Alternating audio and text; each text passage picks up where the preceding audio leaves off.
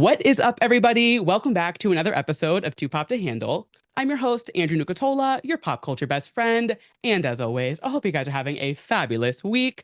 We have such an exciting episode this week, and you guys know I don't like to lie to you. So this is pre-recorded. As you guys know, typically I am insane and record on Tuesday, and it's up for you guys the next day. However, you also know that I have been working on the VMAs, which has been really fun, but it is currently, when you're listening to this, VMA week, which means I am busy, busy, busy. So when I got this email, it actually ended up being perfect because I was able to pre-record this and have a very exciting conversation. So I am so excited to let you guys know that we have a very special interview. Today on the podcast, we are chatting with Jim Verraros, who you may or may not recognize from season 1 of American Idol from Top 10. You also may recognize him from his acting gig as a Kyle in Eating Out and Eating Out 2 Sloppy Seconds. Or more recently, you may have seen his new EP Explicit that just came out last week or the week before, August 8th. So like 2 weeks ago, which features 6 tracks, including Take a Bow, Move On, and more, and 5 more remixes. And I am so excited to welcome him to Two Pop to Handle. So Jim, hello and welcome. Andrew, how are you? Thanks so much for having me. I love the podcast. I love what you're doing. Love it. Oh my God, of course. Thank you so much for sitting down. When I got the email, I was like, I grew up watching Idol. So like when I saw it come in, I was like, I know this name. And then I like looked and I was like, no way. I was like, wait, I know exactly who this is. And I was so excited because that was like, I grew up watching it. It was like my thing. So I was like, oh my God, this is so cool. And I'm so excited. And a lot of these, the shows, you see people, they're on it, they do their thing, and then Ah, some of them you don't really hear from. So when I saw that you were like doing your music again and coming back, I was like, this is so cool and like such a fun era for you to be in. So I was like, we have to sit down and chit chat and just catch up and see what's been going on. So I'm so excited to have you on. How have you been? so good. I hope that you've been listening and I hope that you I like the. have. Yes, so much fun. I cannot wait to chat about it. It's been a lot of fun to kind of step back into it. And to be honest, a lot of people have been so kind and really gracious and really welcoming. And so much has changed since Idol. This was 23 years ago. I was 19 years old. I think queerness was in a different landscape back then. And so, Totally. so I feel like I'm playing a lot of a lot of catch up.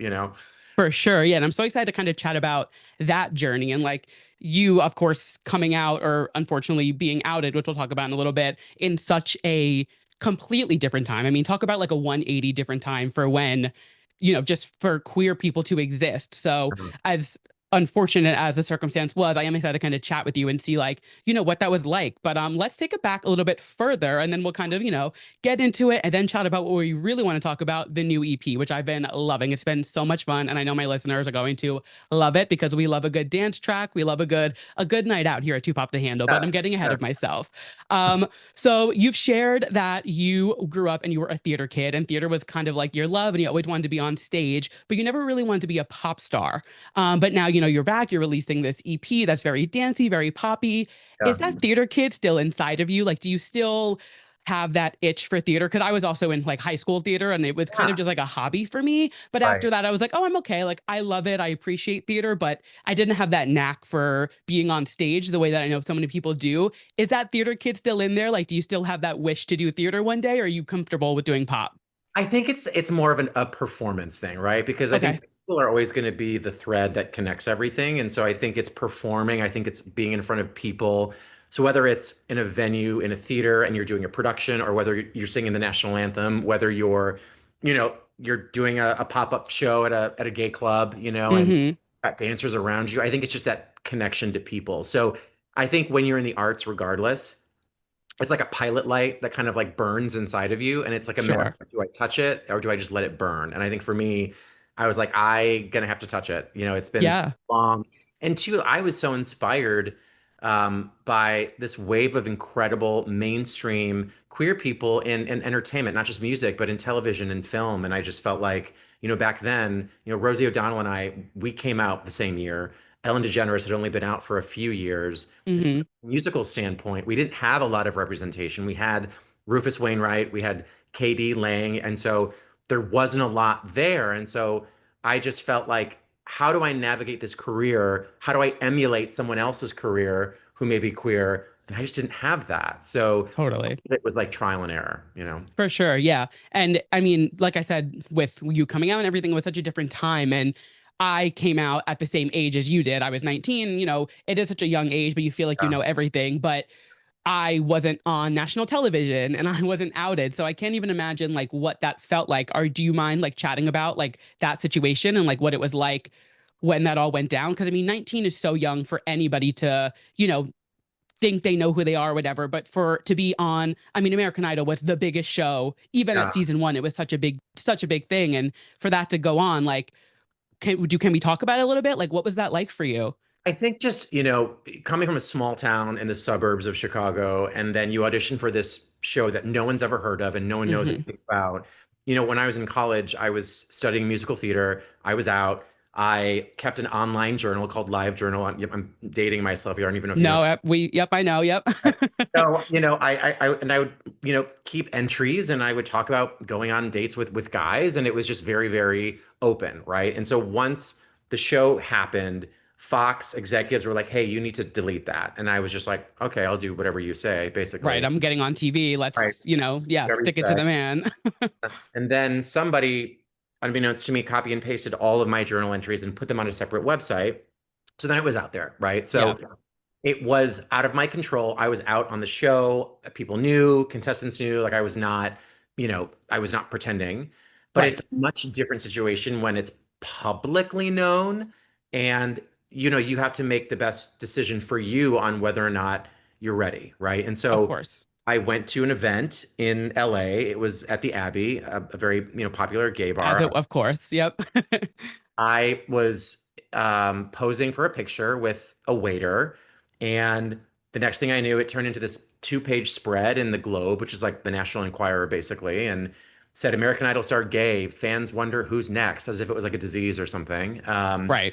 And I think at that moment, in that split second, I thought, okay, I have one of two choices. I can either ignore it, or call my dad and tell him that I am gay because he didn't know. But once that broke, then the advocate and out wanted the exclusive, and I just thought, God, I need a minute to kind of figure this out. Let me breathe. Like, let me have a second for to myself. Yeah. And what this means for my career, right? And I think, and at that time, it was very frowned upon. A lot of people advised against coming out because this was a different landscape. It was taboo. People really thought it was going to hurt my career, and I wasn't even starting. I had just finished Idol, and I was already, trying to book, movies and thought about putting out a record, and I wasn't sure kind of what I was doing in the beginning. So I just thought, think about that kid in Kentucky or Louisiana or Alabama who's like 14 or 15 and doesn't have representation. Like, I can either own up to it and just be a trailblazer, even though I think at 19 you don't even know what that means, Right. or you just sort of continue the notion that we have to hide. And so Sure. I chose not to, and came out publicly that year with the advocate. And Hmm. I don't think you understand the gravity of what that does, but I was just like, okay, I have now like a very limited amount of time to make a career. I need to figure out what the plan is, figure out what direction I'm going in. And I took a beating off of Idol, obviously. Like, I was not like I didn't have the most incredible night when I was voted off, but Hmm. I felt like, you know, the exposure that you can get from that show and how to leverage that to really build upon what you want, that's how you make something happen. So it was like off to the races of like trying to figure out, let's capitalize and let's make something happen. Right. Let's turn lemons into lemonade and like just make the most of the situation. Speaking of Idol, a big Yeah. thing about your time on the show was when you walked into your audition process and they found out that both of your parents are deaf. And you then you did sign language for your audition. It was kind of the beginning of your Yeah. story arc of the kid whose parents are deaf and Yeah. sign language. How was it like clear as day that that's what they were doing? Like, was it just like, oh, like you were like, did you walk in being like, am I going to be like the gay kid on Idol and then walk out being like, no, I'm the one who knows sign language? Or was it like a little more subtle? Or were they really just like, no, we're pushing this story for you? Oh, that's a good question. Like, they cut it to where, like, I think that you don't see Paula actually ask me to sign my song. I think they trim that for the live Right. show, like when it was aired. So it's not like I went into it being like, I'm gonna milk this. It was Of just, course.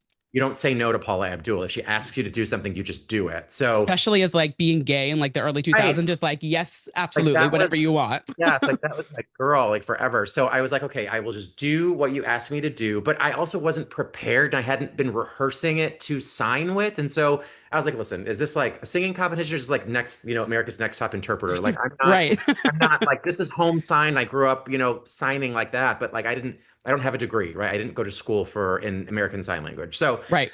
you kind of just go with it. And in that moment, when I saw her look at me, when I saw Randy and I saw Simon, I was like, this might be your thing, right? This Yeah. might be the character that they've chosen for you. And so I thought, okay, it is what it is. I can't control that narrative. I can Yeah. either lean into it and just embrace it, um, or turn it away. And I just thought, well, I'm a coda, right? If you've seen the movie, it's I'm a child of two deaf adults. That's how my life is. And so Sure. if that resonates with people, that's amazing.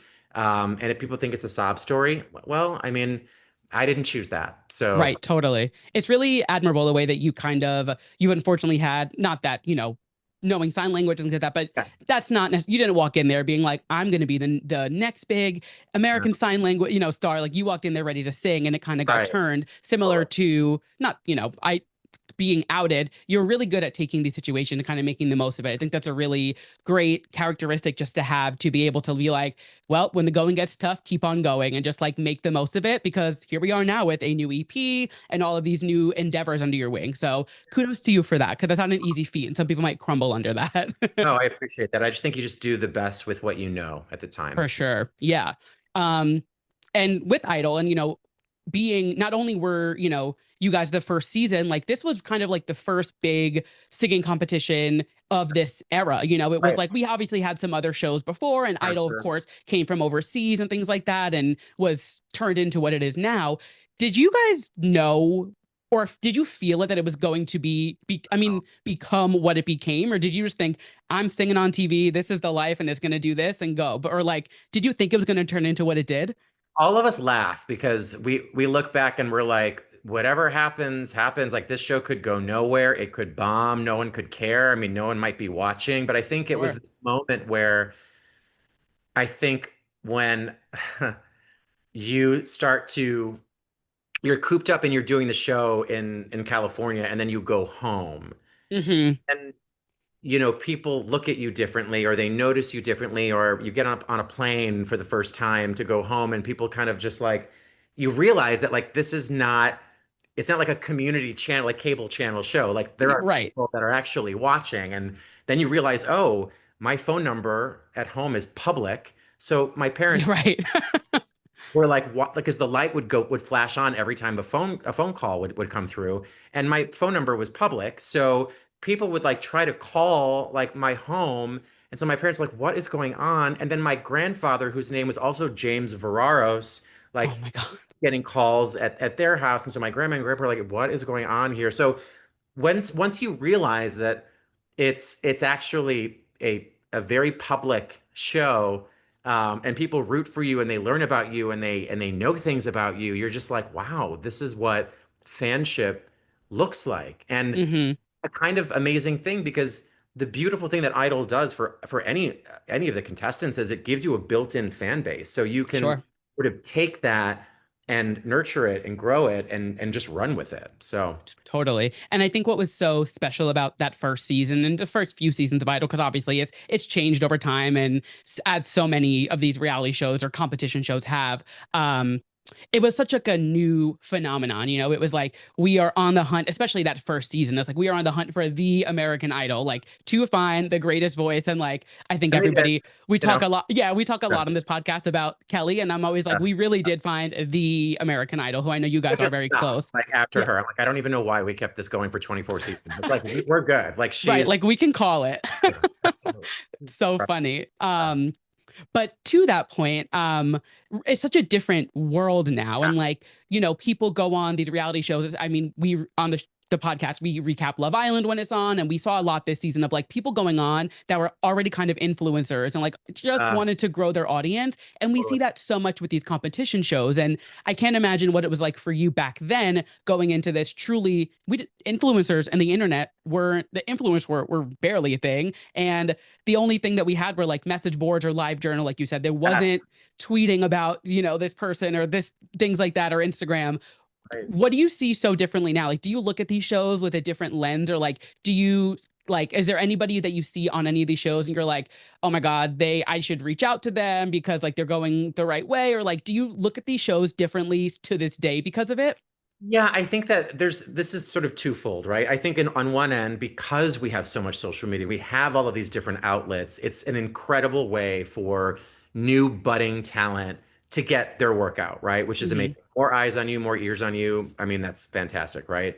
The other side of it is the power of social media and the value of followership has almost sort of superseded someone who's really talented, right? So I know of several contestants just very, very recently who were discovered through YouTube. And so there Yeah. are now these casting agents who are just searching, right? Like through Instagram and YouTube and Twitter, and they're trying to find the talent, not only just talent, but how many followers do they have? How are they going to Right. bring in more viewership and get more eyes on these people? So back then, I mean, the very first season, I walked into a hotel. There wasn't a single person there. There was a few people with headsets and mics kind of running around with clipboards and Looking busy. Yeah. looking busy doing nothing because there were no contestants. And I just said, "Hey, I'm just here for the audition." They're like, "Oh, just have a seat. We're just waiting for more people." And I'm just like, "Okay." So now it's just turned into this, you know, it's just so much bigger than just talent now. And I think it's incredible to see what social media can do for people. So it's two pronged. Yes, it's great. And also I think it can harm the chances of someone who just really is talented and doesn't have a huge presence on social media. Hmm. Totally. Yeah. Even you think, I mean, this is like the most cliche example, but like Justin Bieber he Yeah, was literally discovered on YouTube. And we see so many people who literally they just get like the luck of the draw. And I mean, of course, they're so talented, all these totally. people. Yeah. And Yeah. Justin Bieber is a very, once in a lifetime case. But just to use Sure. that kind of scenario, it is so interesting to see like the people who excel in these shows or like get the most screen time, and then you look into their background and it's like, oh, they actually were already doing this for years, which is great because Right. it's not, to discredit anything that they've worked For sure. for. Yeah. But back, when you're doing the first, I would say the first, like, what was it, 2002, right? Was the first season 2001? It's like nothing really kicked off social media wise until like MySpace and what, like 2006. So there's like a 4 year gap where it's even like you can't even be doing the social media thing. And then you guys almost have to play catch up and be like, wait, I'm still here. Like I'm still around, whatever, Right. It's like such a interesting to be able to watch it all and like see it kind of evolve. It's so interesting to me.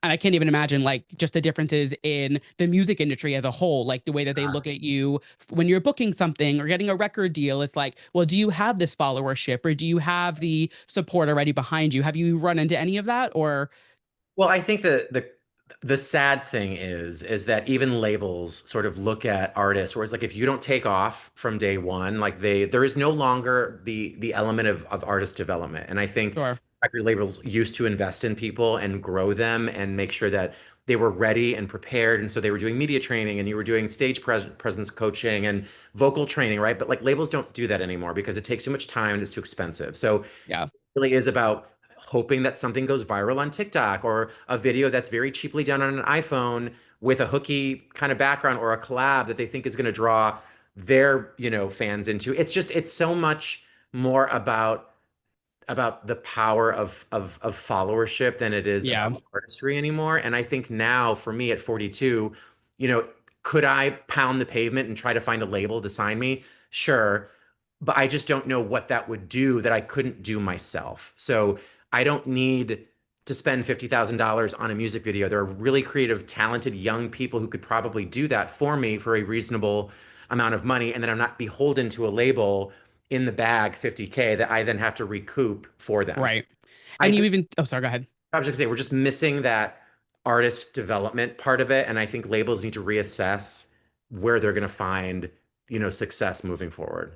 Totally. Actually, on my episode that I just recorded this week, I was talking about there's this big conversation online right now about Tyla and how her most recent EP that came out, it like didn't perform well. Right. And I was kind of looking into it more and just being like, well, that's so weird because it was like Tyla's world last year. She was Yeah, everywhere. I huge. mean, Yeah. Water, Push to Start, and a lot of what I kind of came up to see, and I work in social media and digital marketing, so I kind of know like I can see like when things are there's holes in it, and it seems almost like her team or her label were just like, oh, she went viral on TikTok last year. It's going to happen again this year. She'll be fine. We don't have to push this EP. And I had a bunch of my listeners DM me or like message me and be like, I didn't even know that she put out an EP. And I'm like, yeah, because there was no, they're not pushing it. They're just hoping it takes off on social because they had one hit on TikTok. And it's like, you have to nurture the artist.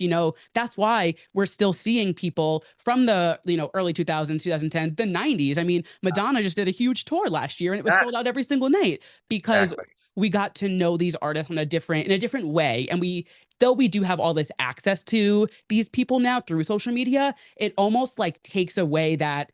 I remember like getting like a Tiger Beat magazine or a Yeah. People and like reading the bios and learning about these people, and like you had to want it and you had to really foster that relationship almost because there was no screen time with these people. So it's such Right. an interesting world that we live in now where like we have so much access, but there's not that support, and like they're almost just like throwing a dart at a dartboard and hoping it sticks and being like, oh, it didn't stick, on to the next one. And even with the influence of AI now, and I was Oh just reading God, yeah. about Timbaland, who is now doing an AI artist, and I'm like, okay, like this is like the literal antithesis of what you should be doing. Like you are the most like creative producer who has worked with the biggest names in music, and you're working with like a robot. Like this is where the industry just continues to get lazier and lazier. They don't want to do that much work. They want to find out, what will have the most impact and make them the most amount of money, and that's it. It's just money driven. I think that's just really sad.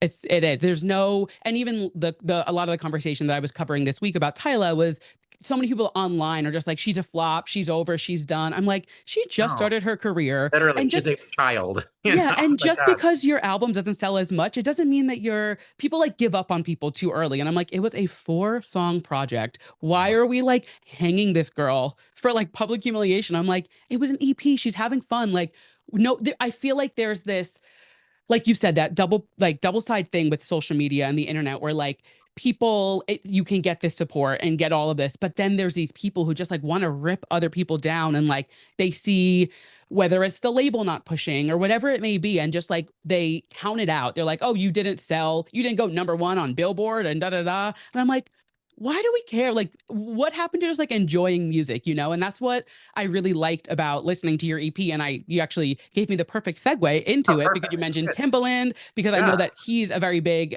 he's someone that you kind of have looked at to kind of mold yeah, your sound around, which leads us to your new EP Explicit that just came out earlier this month, which I've been loving. It's been so much fun. I always joke on this show and I say, if you follow me on Instagram, and now that we're mutuals, you will see yes. if you ever see a disco ball on my story and it's like zoomed in, you know that I'm having the time of my life. Like a disco ball is my sign to be like, everything I post after this, it wasn't me. It was Andy, my other persona, and I'm having a night tonight.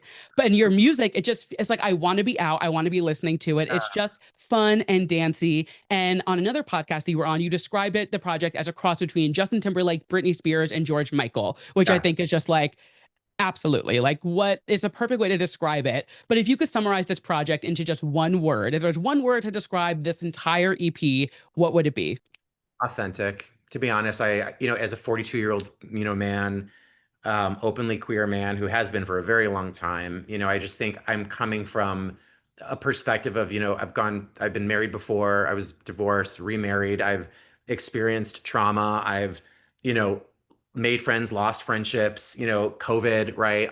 Yeah, I'm just writing from such a different perspective that it's come to the point of like, well, I don't really, there's nothing for me to hide behind anymore. I'm not coming from the Disney Channel where I have to be very vanilla coded. Like, this is it. Like, this is what you're going to get from a 42-year-old grown ass man who's going to right. talk about sex and talk about being gay. And it's just, it just feels really authentic to me because it's, it's sexy and people are like, oh my God, that's so, I'm like, is it? Like, I think we think it's taboo, but like, we are shifting the conversation around sex not being so taboo or so censored. So I just felt really empowered to kind of put this record out and just be like, well, this is what a 42-year-old queer man, kind of is going through. So that's what it is. Totally. Yeah, I think a lot of like when I'm listening to it and like there are some like, parts where I'm like, oh, I love when people get into it and they're like aren't Yeah. afraid to, throw a little something saucy, as I like to call it, Yeah. in there and Yeah. just Yeah. like Yeah. go for it. Because Yes. I'm like, it's not this big taboo, like you said, conversation. Everybody's doing it. Everybody, like, it's like, why are we hiding it? And I feel like we went through this phase with music specifically and just media really with TV, whatever, where it was so like cover up. I mean, think back to like Janet Jackson Super Bowl when that thing went down. It was like the end of her career, so they said. And then you think of like the early 2000s, like 2010s and that era where it was a little more sexy forward and like we're seeing like the VMAs, people being a little more racy and things like that. Yes. And Yeah. it kind of has gotten a little more buttoned up, which I'm sure does have something to do with our politics, which is, Right.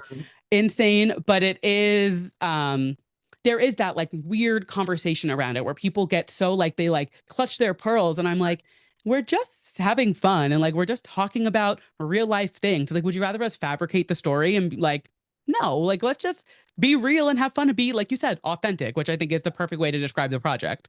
Just to be like, unapologetic, not be so, I think before I speak or write. I think I just wanted something that just felt timely, sexy. I struggled between like, okay, do I say something political because of this climate that we're in? And I feel like in so many ways we're so much more forward. And then this government is just taking us back to like Handmaid's Tale. And so it's kind Literally. of a mind fuck of what we're doing and why this is happening. But I think for now, every queer artist, whether you are a singer, an actor, a painter, a sculptor, whether you're an athlete, whatever it is that you are, like find your joy, do your craft, and put it out there because we need voices, we need representation as loudly as possible. So, Totally. I was just watching a TikTok earlier today on the subway, and it was somebody posted like a big influencer. They had like a decent amount of followers. They get like thousands of views, and they posted one video because, and actually, we'll talk about this a little bit later in the show, but there's all this stuff going on with Pulse right now. I don't know if you saw where they oh, yes, they they're painted, yeah, yeah, which is just like, do you have nothing better to do? But again, I'm getting ahead of myself. like in But the they trans, post this, yeah. I'm like, why are right? we focused on trans Why people? is this what we're worrying about? Focus on the wrong It's 1% of people. Like, I don't know what we're doing. No, it's insane. But he posted this video and immediately gets flagged, and everything he's posted since has just been like nothing. Oh, And I'm like, wow. they're silent. And like, not to mention the White House joins TikTok yesterday, and I'm like, wow, they're really just cracking down. But like you said, like it's so important to use our voice. And I always say on this show, I'm like, I'm not a political podcast by all means. I am here to talk about pop For culture, sure. fun, Yeah. whatever.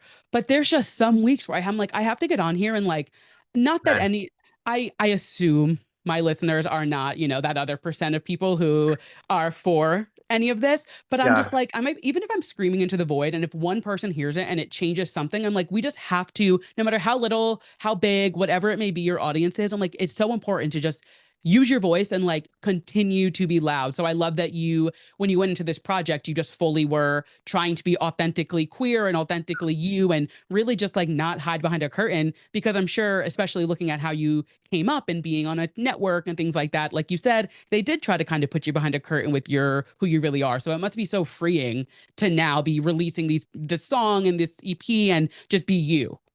It's like a breath of like I can breathe finally, and I don't have the stress or the pressure of someone or an image architect like telling me how to dress and what to say and how many octaves my voice should be and how to change my mannerisms. And I've done it. I've been there. It's Yeah. exhausting. And like now I think queer men especially as we like navigate, into our 40s, you're sort of like kind of unlearning a lot of what you did in your early 20s because you're being told that this version of you doesn't work. And Right. so you put those pieces away and you evolve into something else that isn't you. And so that's another thing too about music is that it evolves because you evolve. And so you write from different places in your life. You write from different experiences and different moments.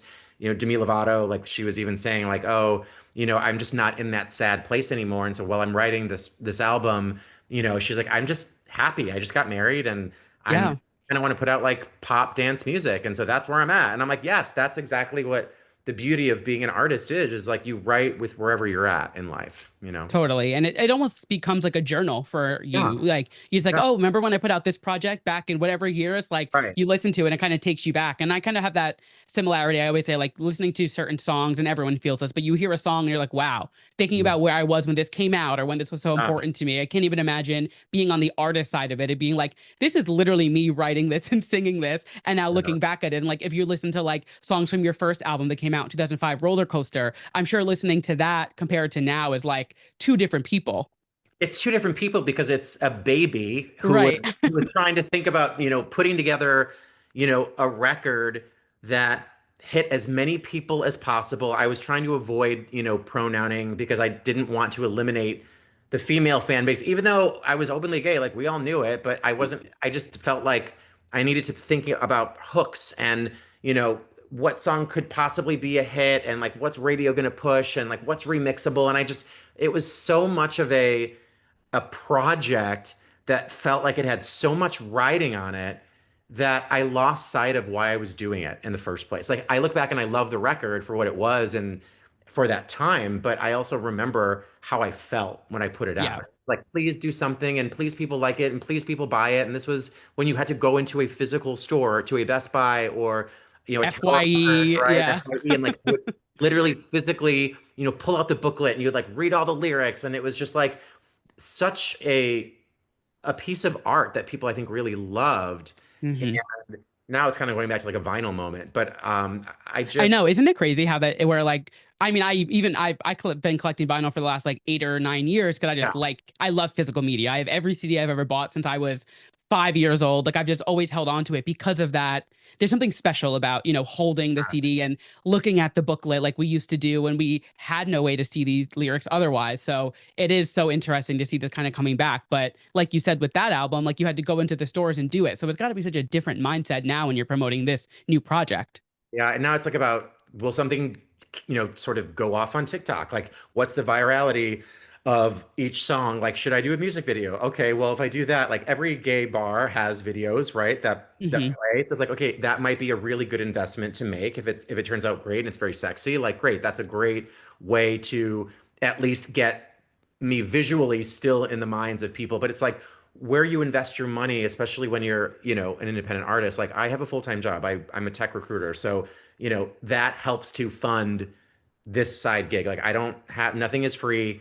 I have to pay songwriters, I have to pay production engineers, I have to pay mixers, I have to pay, Yeah. for a photo shoot and and then if I tour and do like a club show, I've got to fly out there, I've got to pay dancers, I've got to pay. So it's like all of this, no one does these things for free. Or if they No. do, they're very kind and very generous. But I also want to pay my artists. I also want to show my appreciation and say, this is how you make your living. So I want to be able to support that.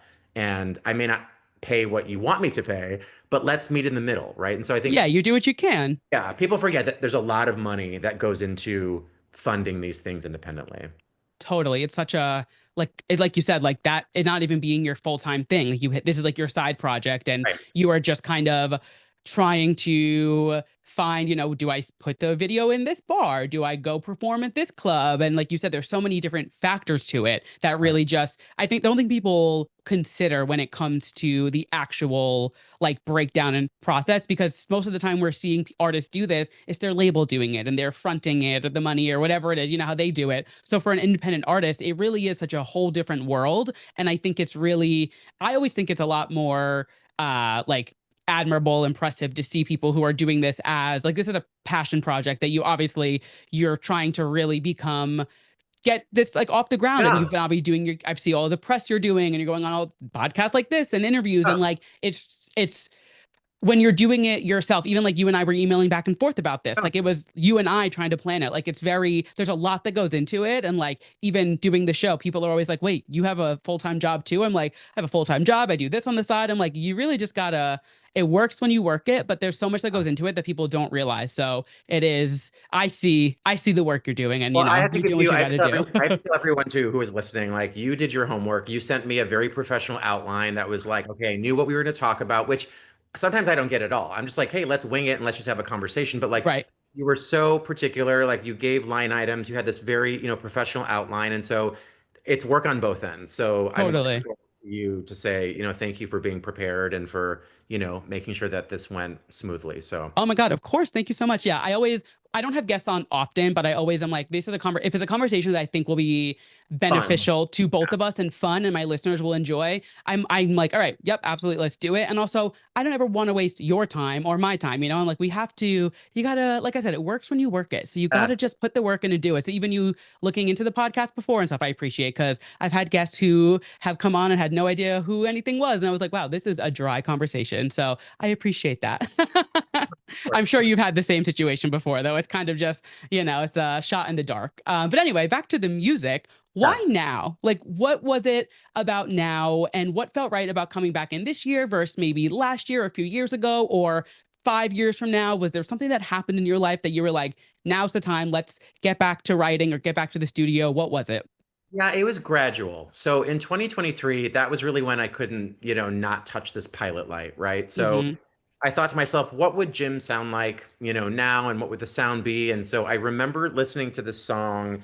It had just come out. It was Unholy by Sam Smith and Kim Petras. Yep. And that was like, I will never forget. Like, I played this song for my husband. He was like, oh, this is going to be huge. And I was just like, I loved how hard it was. And I loved the edge to it, and I loved what Kim Petras did to it. And that was really sort of the song that kind of got me to be like, oh, I wish that I would have done that record. Mm-hmm. But then I reached out to a mutual friend who was a producer, and his name is Lave. He's worked with, Chance the Rapper and Mac Miller, and I was like, hey, I I think I want to do a single. And he was like, great, like what's the vibe? And so I sent him Unholy and sent him some other things like Dua Lipa and just some other like vibey, kind of tracks. And he was like, love it. This is awesome. So he started to build a track. And then I reached out to a friend who was a friend of a songwriter and was like, hey, I think I know who should be your songwriter. And I was like, great. Put me in touch with Jay Screen, this queer songwriter, 23 years old, like baby. Um, Wow. in Oklahoma City, but like brilliant. And I was like, okay, like let's do this. And so Take My Bow was the first song that I put together, and it really was about lyrically, not so much Take My Bow as in this is the finale. This is more like I wasn't ready for you then, but I'm ready to take my bow now and sort of receive the flowers that I don't think I necessarily, felt from 20 years ago. So Mm-hmm. then we were like, all right, well, let's hire a team in the UK to push it because they're a different audience and they kind of take music a little bit differently. So we grabbed some UK remixers to kind of give it some new, fresh takes. Give it a little zhuzhing. Yeah, just like because I don't know what people in in the UK are loving, right? Like that's a different market than the US. Totally. So I hired remixers to do that, and then it hit number 5 on the commercial pop chart in the UK. So this was Amazing. like Kylie Minogue, Calvin Harris, Crystal Waters, and then me. And I was like, okay, like that's really cool. So then it was like it kind of gave me a little more confidence. And then I reached back out to Lave and I was like, hey, let's do another track, for the next year, 2024. It's called Pyramid. Mm-hmm. It's a song about a threesome. And I was just like, this is fun. It was dark and it was sexy and it still kind of felt like in line with Take My Bow. And that hit number 6 in the UK. So I was like, okay, so the UK gets me. Love you for that. But let's kind of hone in and sort of figure out, which was really fun, what Oh, an I'm sure. what an EP sounds like, right? Yeah. So that was how it was born, and I think we had like the foundation of the sound. It was just of like how far do we want to push it, and it was sort of experimental in a way, and in other ways there was like this very move on is kind of like the nice breath in the EP where it's like not so hard and it kind of is sort of like mid-tempo and then Yep. gets into Good Boy and then Blow and then Scandal, which is like kind of like rappy singing on it, speaking on it. So Mm-hmm. it just felt like a really fun sort of like something for everyone record that I would love to listen to if it came from another artist. Like I would like it. So Yeah. I think it's like, and the remixes kind of just like shake it up. And so it gives you some more life to these songs that maybe you kind of liked, but maybe you really love now. So it just felt like this really fun, cohesive project. And, with the success in the UK, but also this wave of really successful, queer artists in music right now, again, Sam Smith, Chappell Roan, Troye Sivan, Lil Nas X, Hmm. and even some idols that have really, done Yeah, totally. Adam Lambert and David Archuleta, David Hernandez, Michaela Gordon. Like there's so many incredible talents that have come from that show that are still making music and still performing to this day. Hmm. Also really inspired me to come back to it. Totally. I actually was thinking when I was, working on the outline and just all of the other queer people that have come out of Idol since and thinking of all Yeah, of the journeys. I mean, even looking at David Archuleta this year specifically yeah, and last year, he's really like come into his own, which is especially looking at his background and, where he came from. And he was so religious and, like the good boy on Idol, whatever. And now oh, he's like doing these shirtless performances and stuff. And I'm oh, like, good for you. I'm like, we love to right. see it. Keep it up. Me But I'm too, like, yes. it is cool to see this like wave. I mean, even thinking Adam Lambert when Uh, they showed his one performance, I think it was on like CBS in the morning, and they blurred it out back in like 2009. And I was like, even when you think 2009, that wasn't that long ago. it So like to wasn't. see even like Adam Lambert just doing cabaret and doing, Yes, he amazing. just did yeah, incredible. And then he was in Jesus Christ Superstar. Yeah. It's just there really is really cool opportunities for queer people. And I think especially like we were saying in this time we need more queer voices, and I think there's something kind of serendipitous and like you kind of getting back into your music in 2023 and then the world kind of turning to shit and you being like, well, I'm still going to be a queer voice and I'm still going to be Yeah. here, and like the UK is loving me now, I'm on to the US and we're just going to make it work. And I think it really, as daunting as it feels to be a queer person in the United Uh, States right now, I think that message and that idea of like that authentic queer experience is so important. I think you do it perfectly on this EP. So hats appreciate off it. to you there. Yeah, Oh, of course. that means a lot. This was a lot of fun to do, and again, I'm just grateful to the people that want to talk and want to have a conversation with me, and want to check in about why now. And I think if you can still hold people's attention and people still care about you, that's really one of the best things. So I appreciate it. Of course. Yeah. So I always end my episodes with a yes and a mess. So we're gonna get to that in just a second. Okay. But I always start my episodes with rapid fire pop culture. So Oh I God. Okay. it's like we're not gonna do that, don't worry. It's a little Oh. bit different this week. But Okay. so I wanted to tie in as much of the original format as I Yeah. could, just give my listeners a little familiarity because it is a little different. So I thought it'd be fun to do some rapid fire questions with you. So I'm just going to spit some questions off. You give me an answer and we can chat about it or we can keep going. How, if it sparks something, it does. If not, we keep going. All right. Got it. Okay. Fabulous. So, number one, what is your dream theater role? Oh God. For the longest time ever, it was Angel and Rent.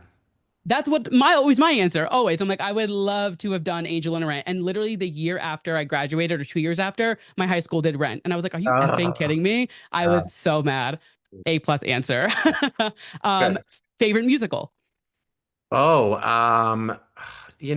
I think, oh God, probably Avenue Q. Good one. Yeah. Can't go wrong. Yeah. Next up, your dream music collab. This is a silly question. Obviously, it's Kelly Clarkson. Like I every kind of had a feeling that it was, but She would you never, but like I mean, we have talked in a couple of years, but like I just think her like my dream is to do something really sexy, like something that she hasn't done, like in my yeah, style, like with like a Janet kind of vibe. Like I would love to do something like that with her. Um, and also she's just the most insanely incredible of all time. yeah.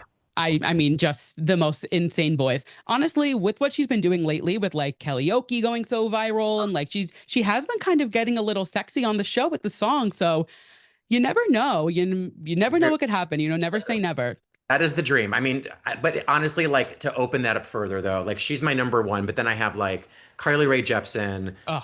Kesha, Rebecca Black would be amazing to do something with. I'm loving this new renaissance of Rebecca Black because I've been Hey, like into her for a while, and I'm like the fact that people are finally getting it. I'm like, thank God, she's because her so last good. EP was incredible, and I'm like, So good. finally they're getting it. No, I'm like, then opening for Katy Perry, I'm like, yes, girl, like this is your Yeah.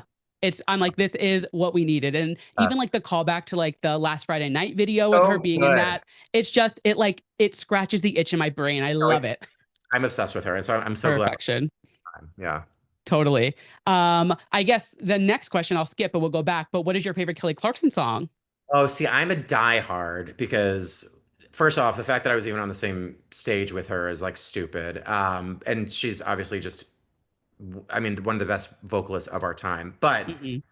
I would say Sober is probably my Oh, favorite of all time. I mean, yes, I love her hits and all of that, but like that one, it's just it takes you somewhere where like if you haven't cried in a minute, that'll do it. So yeah, she does. I feel like people know her, obviously her hits and things like that, but like if you don't listen to like the album tracks, you're the deep missing cuts, man. Ugh. so much because it really like there's the vocals and the lyrics and just the even the production on it. It's just so rich. And I'm like, people obviously she's Kelly Clarkson, everybody loves her. Yeah. She's the American Idol, but I'm like, you need to get on the Kelly train and like really get into these albums because it is top tier. It's so Like My good. December, especially. Like I know that like that was kind of like, Clive Davis was like, Yeah, but right. like, there's so many gems on that record, like Shivas and like Hmm. towards the end where it just kind of like crackles and it's just like this raw vocal take. I don't know. I Right. that's Even the Kelly. her most recent album, she had Favorite Kind of High. And I'm like, this song should have been huge. Like this should be That's everywhere because it is a just a like a pop anthem and it's so good. I'm like, this people, though we're not sleeping on Kelly Clarkson because she is Kelly, people are right. sleeping on Kelly Clarkson because like I mean, wake up these conversations. Carly Rae Jepsen, I think, co-wrote Favorite Kind of High. Did you I know? knew that, yeah. And another one people sleep on. I'm like, wake up this Carly Rae Jepsen conversation because she is just a talent like no other. Obsessed with her. Amazing. Yeah. So Love, Sober's probably my all-time favorite. Yeah. love, fabulous choice. What was the first CD you ever bought? Oh, this would be um I'm pretty sure it was Madonna's Immaculate Collection. I think that was the first time I know because I know it's kind of like a greatest hits album, but I think I just loved Vogue so much that I Yeah. needed to get that on CD. That was like the time of like Debbie Gibson, Hmm. Tiffany. But yeah, that was the first, I think that was the first CD I ever bought. Love Yeah. it. That's a good one. I feel like it's a classic, like little Classic. gay boy. My first one Totally. was Nelly Furtado, and I'm like, yeah, of course it was. Like, Yeah. That like makes sense. naturally. No, that's Yeah. right. Yeah. Who's your favorite queer artist right now? Doechii. I mean, Love. I cannot even with her. Like Yeah. she is giving us like choreography pop star. She also enunciates so well that like that's very rare.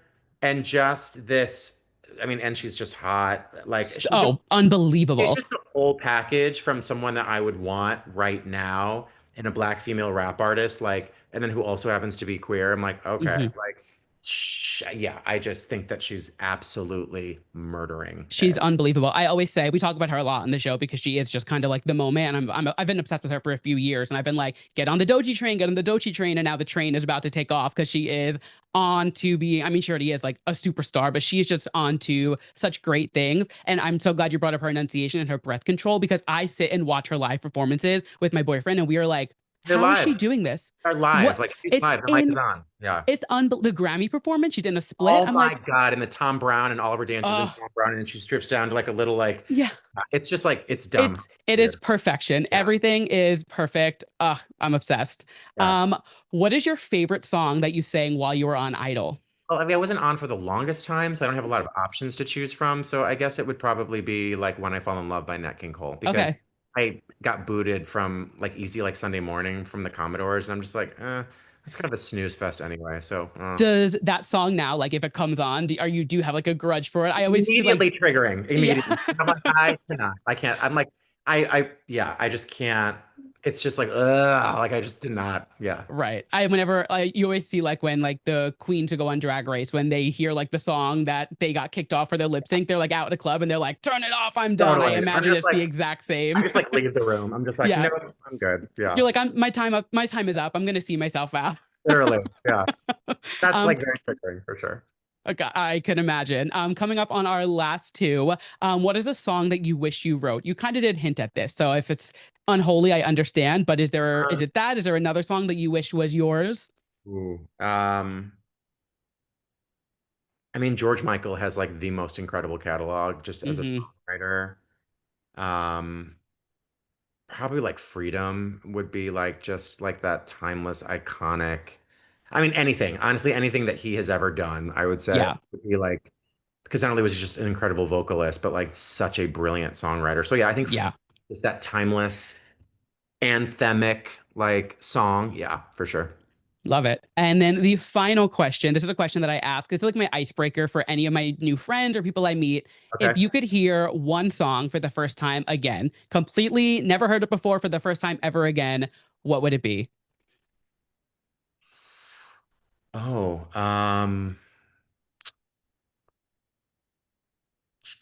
Like a song that the first time you heard it, it just like blew your mind. Like mine, I always say is "Don't Start Now" by Dua Lipa because I just that's a think good it's such a one. brilliant pop song, and I think Perfect pop song. I love yeah, that. perfect. Yeah, so just a song that really just like we were like, oh my god, this is bliss.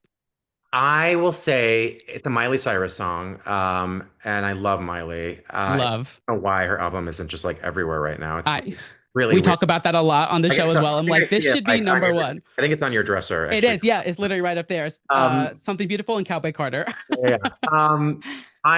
It's this was our wedding song that we walked down the aisle to. So, "Adore You" would probably be. Oh, It made me cry the first time I heard it, and that's when I knew I'm like, this should be our wedding song. mm-hmm, And I just think vocally, like she's beyond, and like she's going to be like a Dolly Parton. Like she will be here for forever, years. for like Yeah, as long as she wants a career for. I just find her to be timeless and just stunning, and her talent vocally, I don't know. She's just another complete package artist. totally. Yeah, 100%. I think Adore You is such a special song when you just think of like the context of that album that it's on. It's Yeah, so not that vibe, but she gives right. us this like stunning, she opens the album with it and it's such a beautiful way to start it. And then she takes us on such a journey on the rest of it. And it's like, how do we get from here to there? But somehow it worked. I think Miley is, like you said, such a talent and all around can really package something that shouldn't make sense, but it makes sense for her because she just owns it. That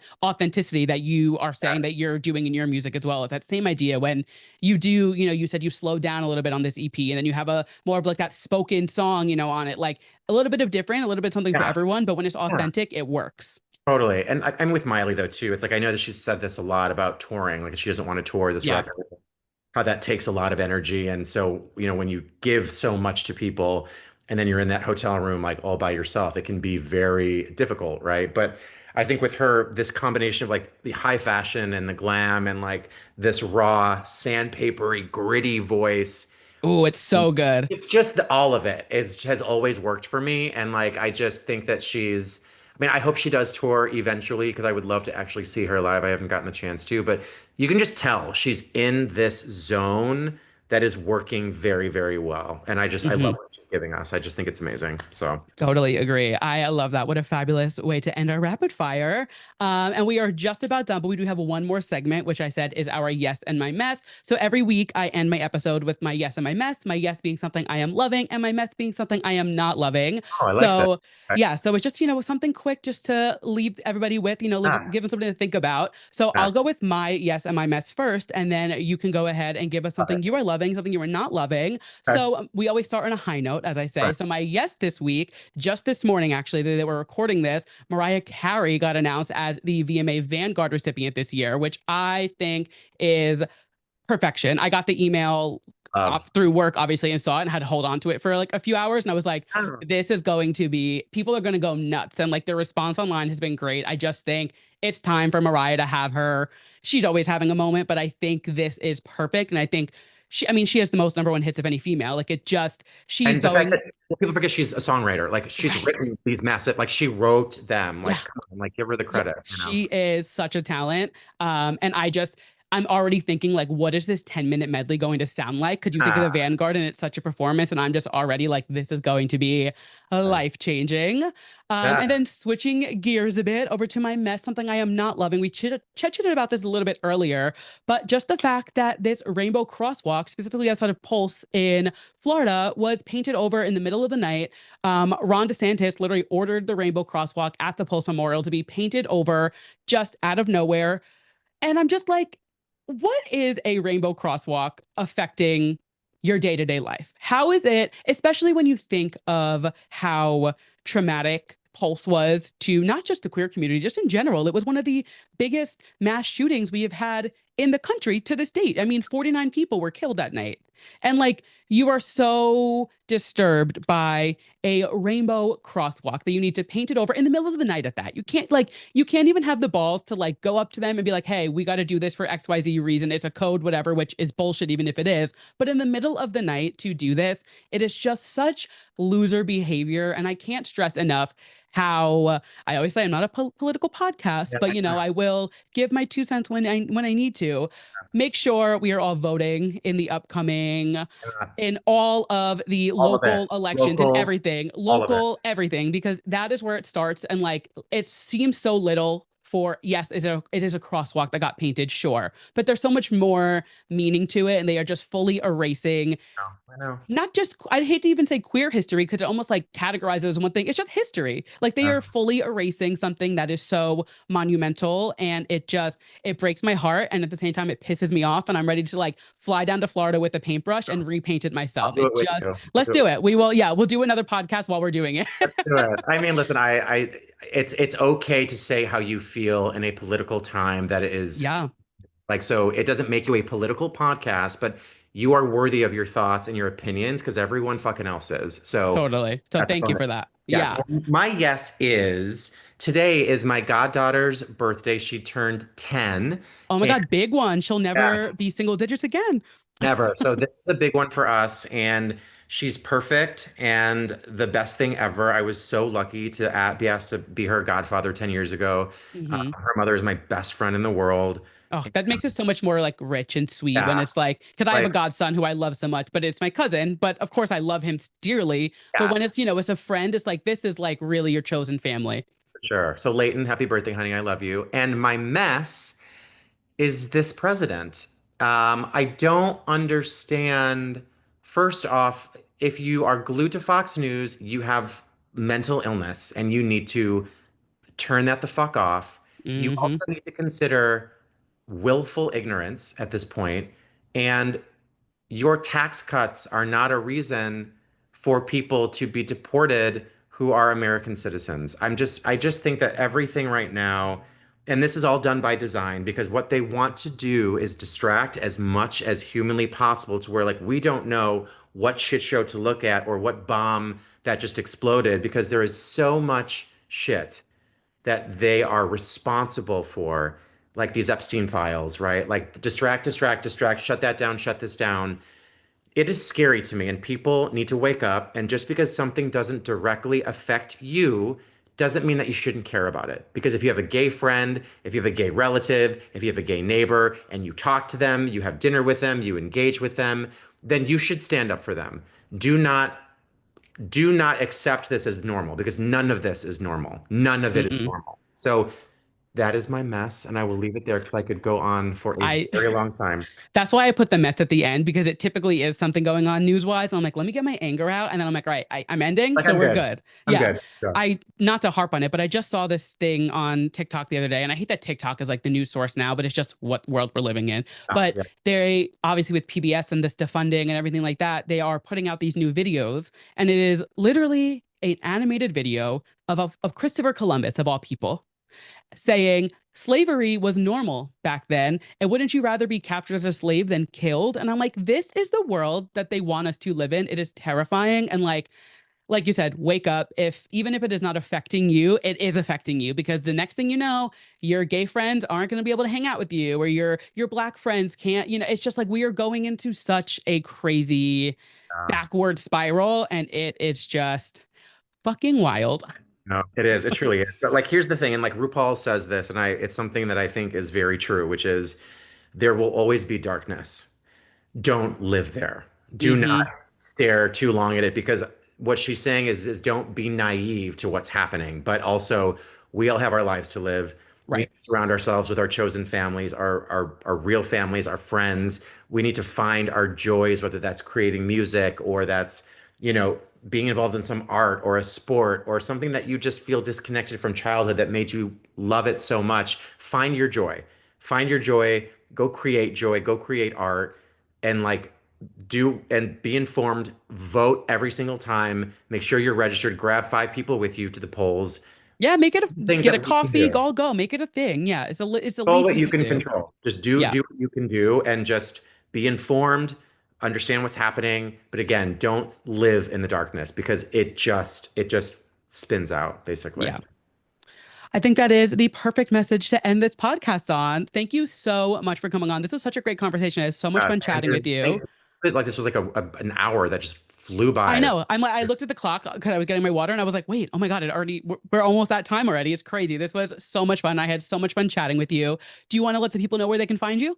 Yes, follow me on Instagram. I'm at Jim Verraros, and then my official website is Jim Verraros Music. I just kicked off my store. I've got merch, so come take a visit, grab a crop tee, a cross bag, and support a queer artist. Love it. Yes, support a queer artist and independent artist. I will make sure Jim is tagged everywhere on our socials as well and have his links down below. So in the description. So you will be able to find him no problem at all. As for me, you guys know the drill. If you liked what you heard this episode and you were listening to us as a podcast, go ahead and leave me a 5-star rating. It is the best way to help support the show. If you're watching us on YouTube, make sure you go ahead and hit subscribe, drop a comment down below, press all the buttons except unsubscribe and dislike. You guys know the drill. If you are not satisfied with just the podcast, you guys know you can follow me on Substack and get my weekly newsletter popping in where I share extra pop culture moments from the week that were just too pop to handle. And if that's not enough, you can follow me at too pop to handle or at Andrew Nucatola across all platforms. And with that, I will catch you guys next week. Bye.